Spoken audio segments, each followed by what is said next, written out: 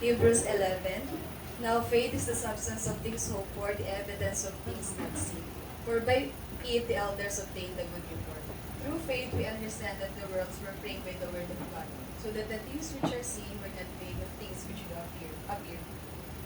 By faith Abel offered unto God a more excellent sacrifice than Cain, by which he obtained witness that he was righteous. God testifying of his gifts, and by it he being dead yet speaketh.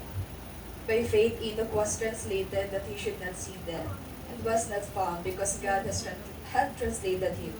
For before his translation he had this testimony that he pleased God. But without faith it is impossible to please him, for he that cometh to God must believe that he is, and that he is a rewarder of them that diligently seek him.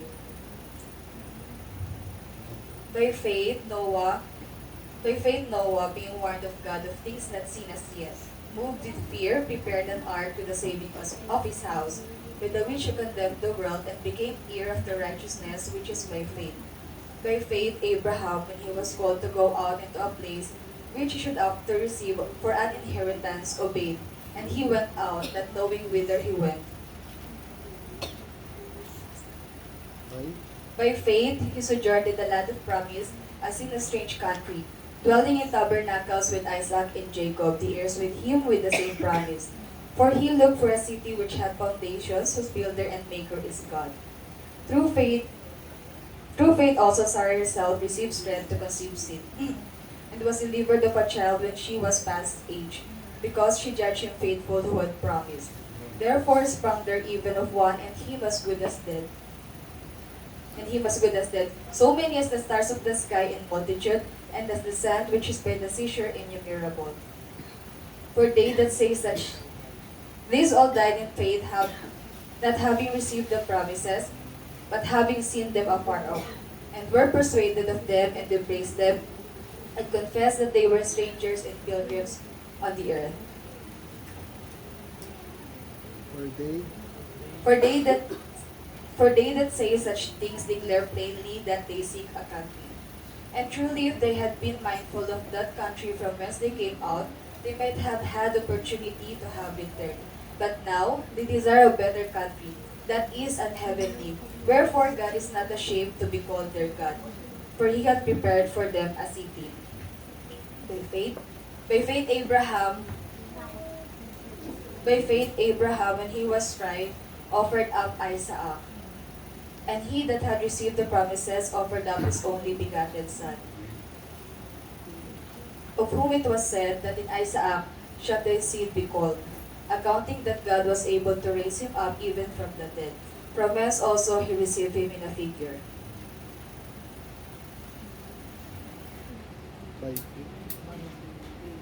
By faith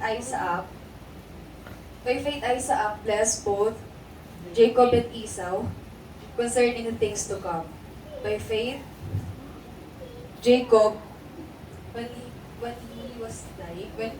Jacob, when he was dying, blessed both the sons of Joseph, and worshipped, leaning upon the top of his staff.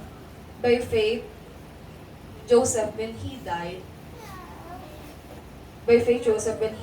made mention of the departing of the children of Israel, and gave commandment concerning his bones. By faith Moses, when he was born, was hid 3 months of his parents, because they saw that he was a proper child, and they were not afraid of the king's commandment. By faith Moses, when he was come to years, refused to be called the son of Pharaoh's daughter, choosing rather to suffer affliction with the people of God than to enjoy pleasure of sin for a season. By faith, esteeming the reproach of Christ greater riches than the treasure of Egypt, for he endured, For he had respect. Unto the recompense of the reward. By faith he forsook Egypt. By faith he forsook Egypt, not fearing the wrath of the king. Not fearing the wrath of the king, seeing him who is, For he for he endured, seeing him who is invisible. By faith, through faith he got the Passover and the sprinkling of blood, lest he that destroyed the firstborn should touch them. By faith, by faith they passed through the Red Sea as by dry land, which the Egyptians saying to do were drowned. By faith the walls of Jericho fell down after they compassed about 7 days. By faith harlot Rahab perished not with them that believed not, when she had received the spice with peace. And what shall I more say?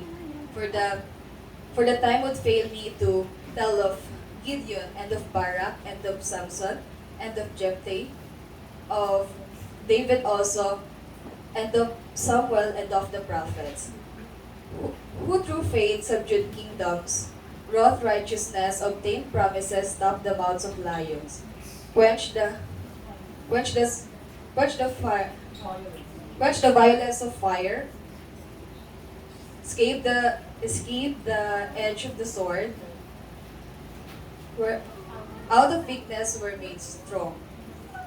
Wax valiant in fight, turn to flight the armies of the aliens.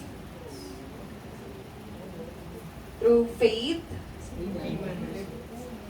women receive their dead raised to life again. Women receive their dead raised to life again.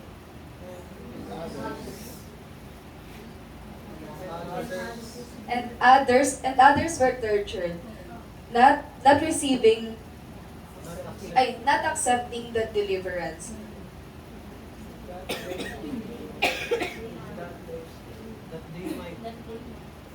that they might obtain a better resurrection.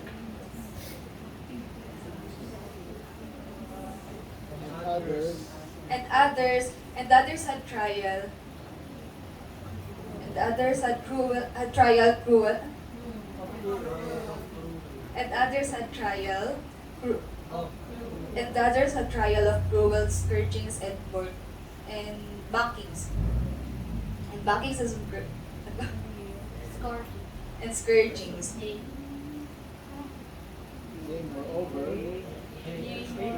yea, moreover, Yea, moreover of bondness and imprisonment. By faith, they were stoned, they were sawn asunder, were tempted, were slain with sword.